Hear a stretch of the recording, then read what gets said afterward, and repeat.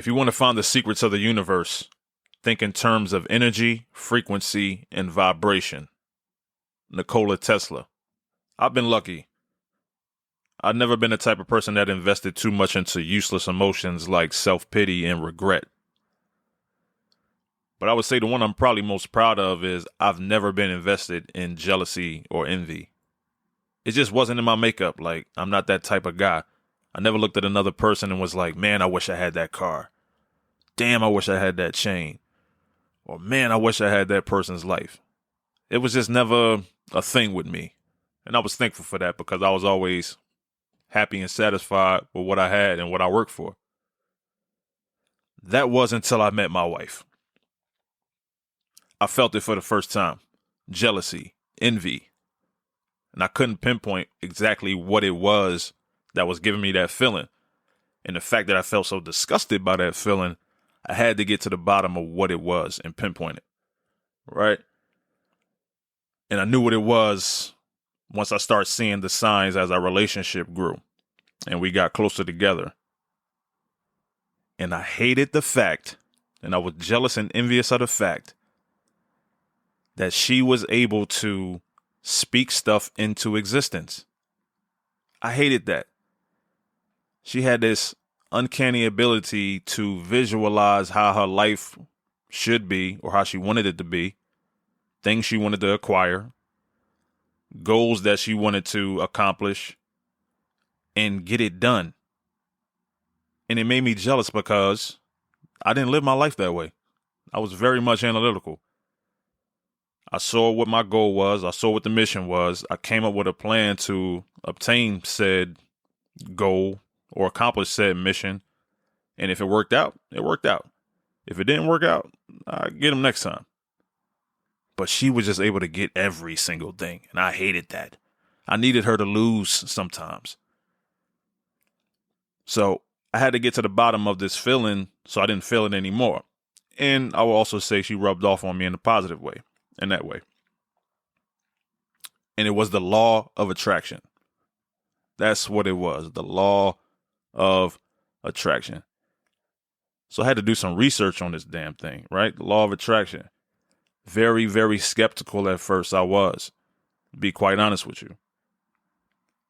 But the more that I did my research, the more I realized that I even incorporated it in my life, only I did it for other people. Right. I invited positive energy for other people. I never thought about using it for myself. So in my research, me being an analytical person, I needed stuff to make sense from a scientific point A to point B type of way. Right. So I'm looking to see, like, is there any science behind the law of attraction? Is like real? And the answer is kinda. It's pseudoscience. It's like it's a real thing. You can't really quantify it. Well, you can't really measure it, but it's there. You get what I mean? So the law of attraction, what is it? It's a concept that asserts our life is of our own creation. Put simply, it's the idea that our thoughts create our reality, that our outer world is a reflection of our inner one.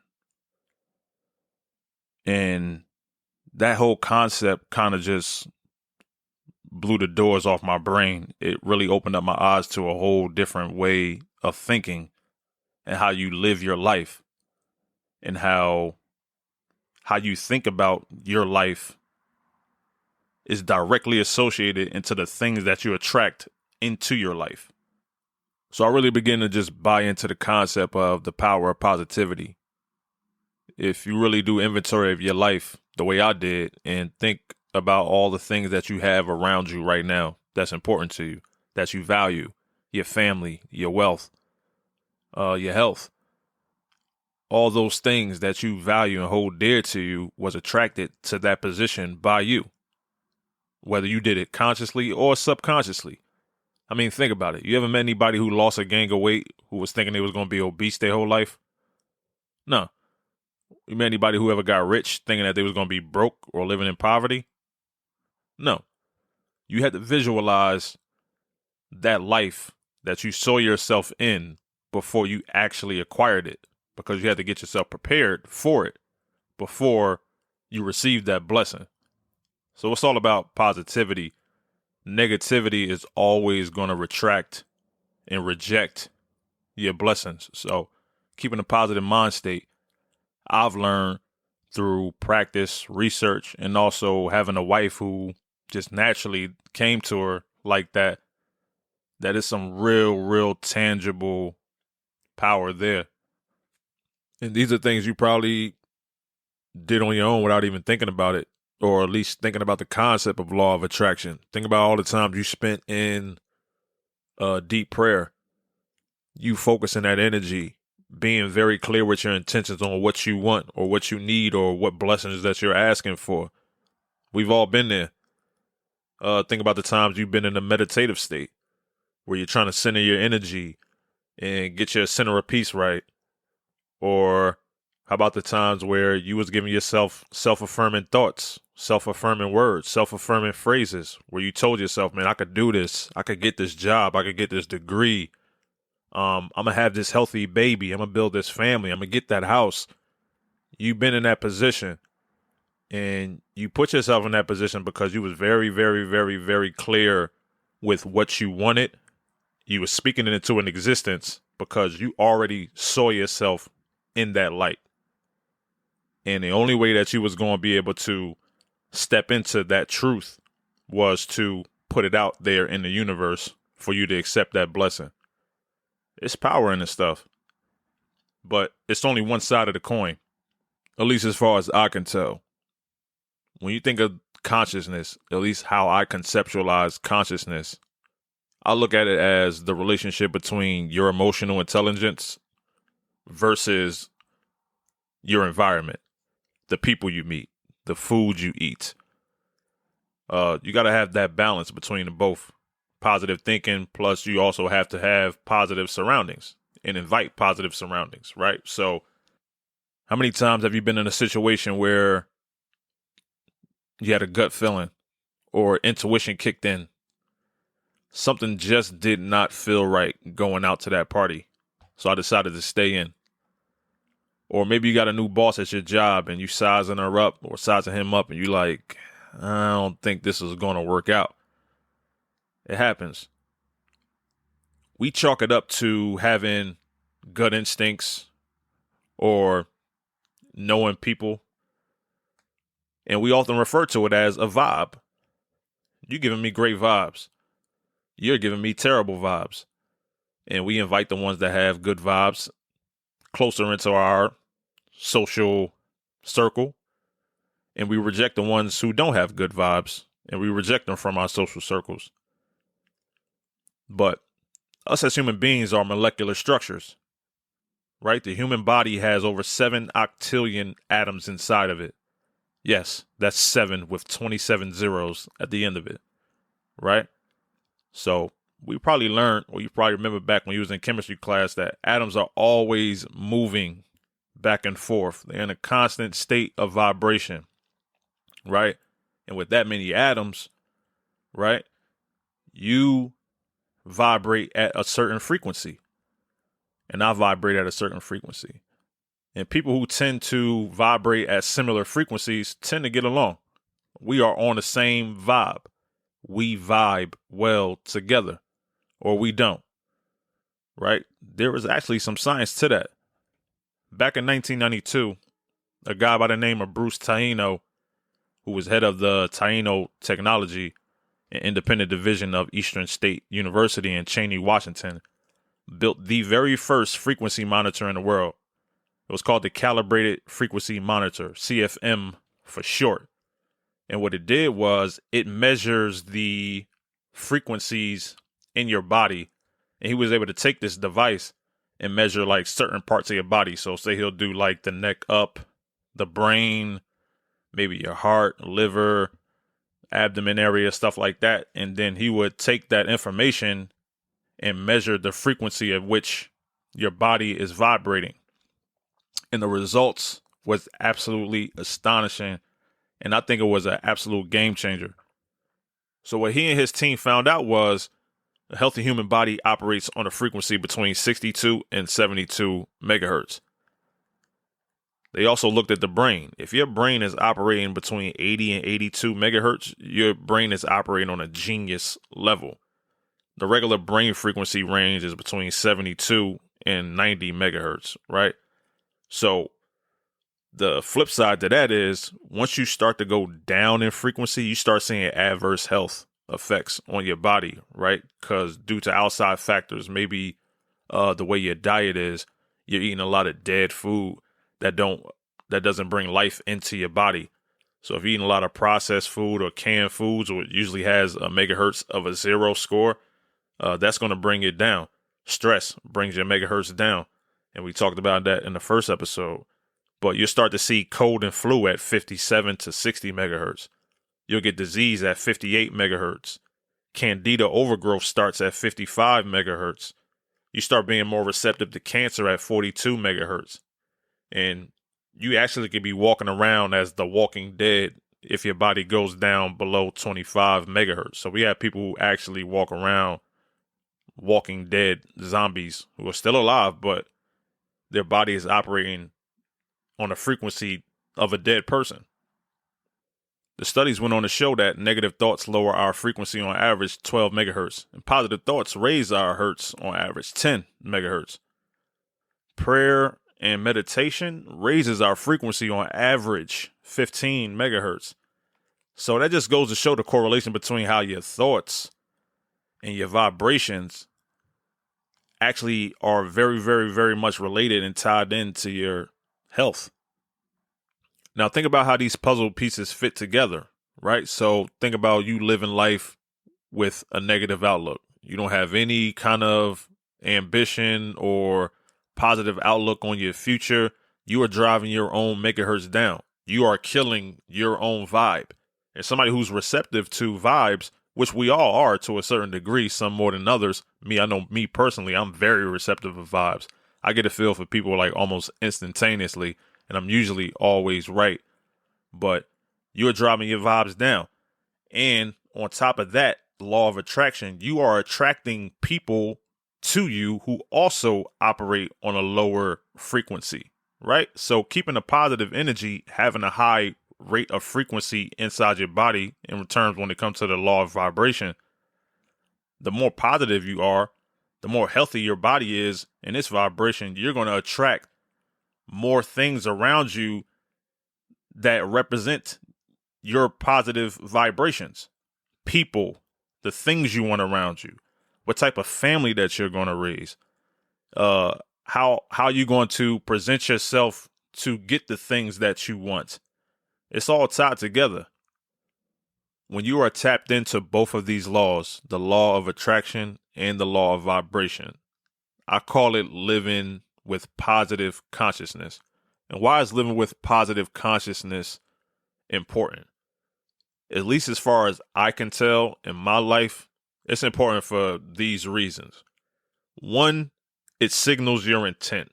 It lets people know what you are about and what you value. There's nothing worse than being an adult who doesn't know what they want, what their goals and aspirations are, because now you're just going through life with no intentions on prospering on anything. And people tend not to want to be around people like that because you don't propel anybody forward.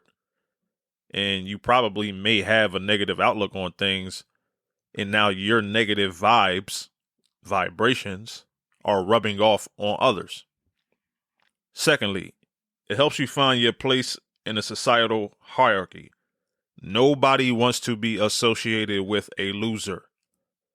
And when I say loser, I'm not talking about somebody who continues to try and fails. I'm talking about the person who doesn't care about winning at all.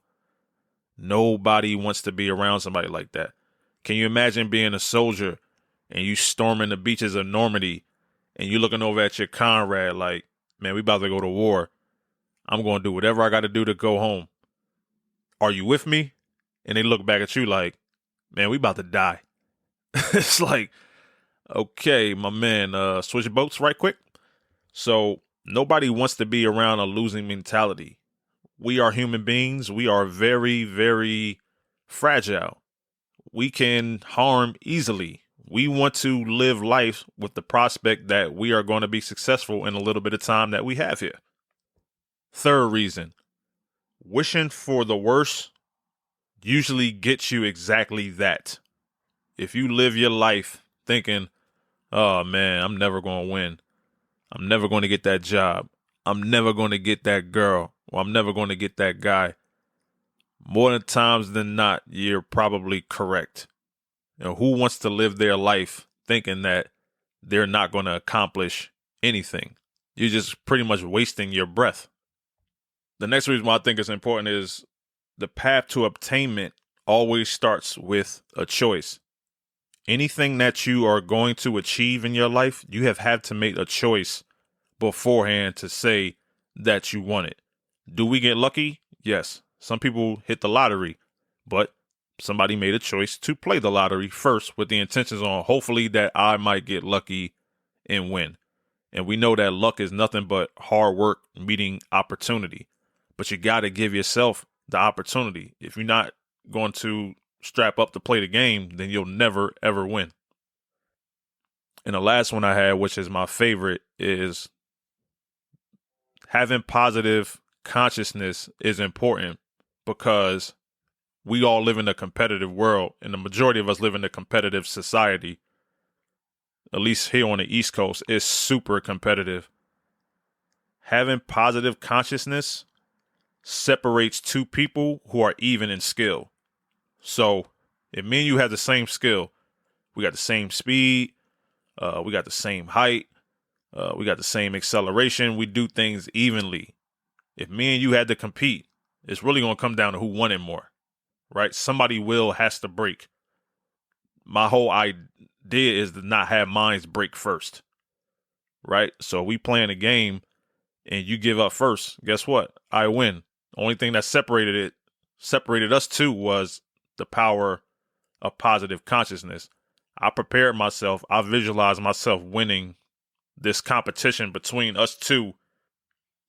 You wasn't willing to go as far as I was willing to go. And that's the difference between the victor and the guy who tells a story of how he almost won.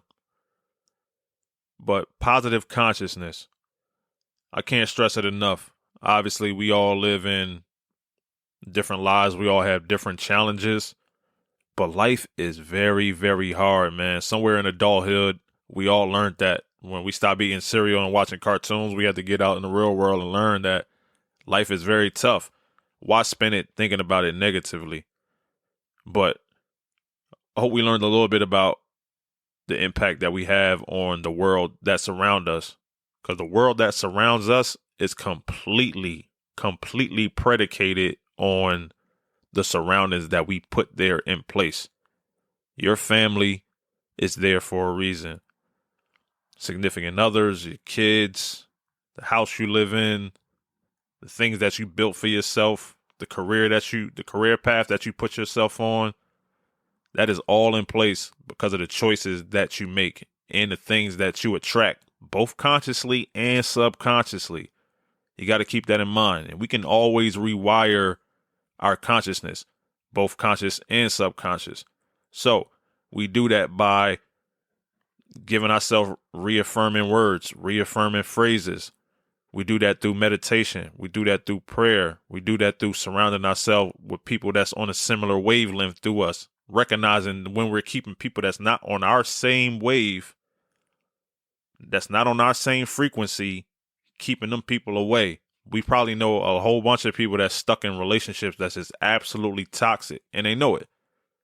But you got to make the decision today to say, you know what? I got bigger plans for myself, and you kind of holding me back just based off your vibe and your frequency is not on the same wavelength as me. And right now, as far as I can tell, life is short, and you really don't have time to waste on people that don't vibe with you. Because there's a lot of people in this world. You can find somebody else that vibe with you perfectly. Right? So this was going to be a little bit of a short episode in the interest of full transparency. it's been a little bit of a difficult situation on my end. I lost my grandmother, who was very, very dear to me. 95 years old. Rest in peace.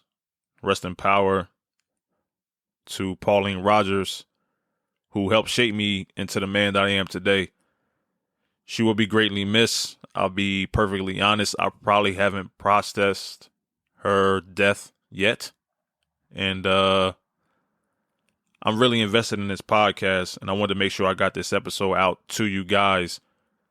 But I would be lying if I didn't say that my mind wasn't also with my family and with the memories that I have of her.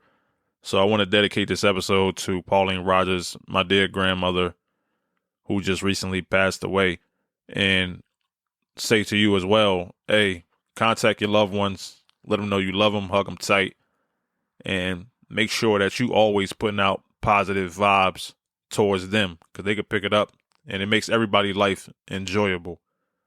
Like I mentioned last episode, in case you must have missed that, I did partner with RF84 Clothing. If you go to Instagram, it's at RF84. It's a clothing brand, and we got a really, really dope coupon code for you. If you go to the website and enter the code Mind Don't Matters, you get 20% off right there.